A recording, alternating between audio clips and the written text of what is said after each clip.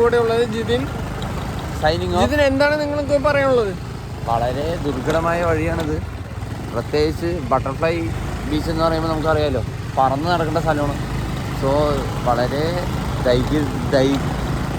ദൈർഘ്യമേറിയതും അസാധ്യമെന്ന് പറയുന്നതുമായ ഒരു റൈഡിങ്ങാണ് ഞങ്ങൾ പോയിച്ചുകൊണ്ടിരിക്കുന്നത്. ഫ്രണ്ടിൽ സജിത് ബ്രോ ഉണ്ട്. വളരെ അഡ്വഞ്ചറായിട്ടാണ് വണ്ടി ഓടിക്കുന്നത്. എന്താണെന്ന് പറയുക, നമ്മളൊരു കാട്ടിലേക്ക് ഒരു സ്കൂട്ടിയും കൊണ്ട് വന്ന് സ്കൂട്ടിൻ്റെ അടപടഞ്ഞ മൂഞ്ചുന്നൊരു അവസ്ഥയിലേക്കാണ് നമ്മൾ പോയിക്കൊണ്ടിരിക്കുന്നത്. ഇത് ഒരു സെക്കൻഡ് ഹാൻഡ് വണ്ടി വന്നാൽ പാർട്സ് മാത്രമായിട്ട് തിരിച്ചു പോകാൻ പറ്റുന്ന രീതിയിൽ സജിത് ബ്രോ നല്ലൊരു ഇതിലേക്കാണ് പോയിക്കൊണ്ടിരിക്കുന്നത്. അടുത്തതായി വെള്ളത്തിൻ്റെ സർക്ലിംഗ് ഫോം. പക്ഷെ ഞങ്ങൾ ലേശം പേടിച്ചു.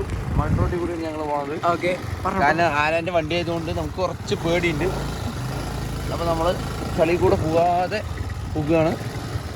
സജിത് ബ്രോ നിലം തൊട്ടില്ലെന്ന രീതിയിൽ തിരിച്ച് അസാധ്യമെന്ന് പറയാം. അത്രയും ദുർഘടമായ കാടുകളിലൂടെയാണ് ഞങ്ങൾ പോകുന്നത്. ഞങ്ങൾ പോലും കൊതിച്ചിരുന്നത് എന്ത് കേരളമാണോ ഇത്, അല്ലയോ ആഫ്രിക്കയാണോ എന്ന് തോന്നും വിധം ഒരു റൈഡിങ്ങാണ് ഞങ്ങൾ കണ്ടത്. സജിത് ബ്രോ ഇറക്കത്തിൽ പെട്രോൾ ലാഭിക്കാൻ വണ്ടി ഓഫാക്കിയോ എന്ന് ഡൗട്ടുണ്ട്. ഞാനും ഓഫാക്കിയിട്ടുണ്ട്, കുഴപ്പമില്ല. സജിത് ബ്രോ വിചാരിച്ചു ഒരു ഡ്രിഫ്റ്റിംഗ് ചെയ്യാമെന്ന്. പക്ഷേ ചളിയിലൂടെ ചാഞ്ചക്കെന്ന് പോയിക്കൊണ്ടിരിക്കുകയാണ്. അപ്പോൾ ഞങ്ങൾ അതിൽ കൂടെ തന്നെ വന്നുകൊണ്ടിരിക്കുകയാണ്. ഞങ്ങൾ ചാഞ്ചക്കം ഞങ്ങളുടെ വണ്ടി നീങ്ങുന്നില്ല, ഡബിൾ സൈസ് കൊണ്ട്. പക്ഷെ കുഴപ്പമില്ല, റൈഡർ ആയതുകൊണ്ട്. അതെ അതെ അതെ. அந்த பாம்பு ரொம்ப பெருசா இருக்கு. ஆமா இல்லையா?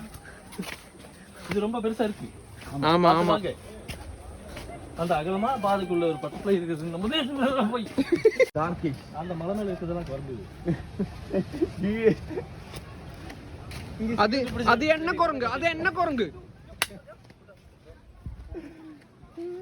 அது என்ன குரங்கு சொல்லுங்க. அங்க பாருங்கடா, கேப்டன் ஜாக்ஸ்பரோ வந்துகிட்டு. നമുക്ക് പാക്കുക പോറതിന്റെ സമുദ്രം. ഇനി നമുക്ക് ഈ കടലിൽ എന്തൊക്കെയുണ്ട് നമുക്ക് കണ്ടുപിടിക്കാം. നമുക്ക് എന്തൊക്കെയുണ്ട് share come. Come on guys, come on.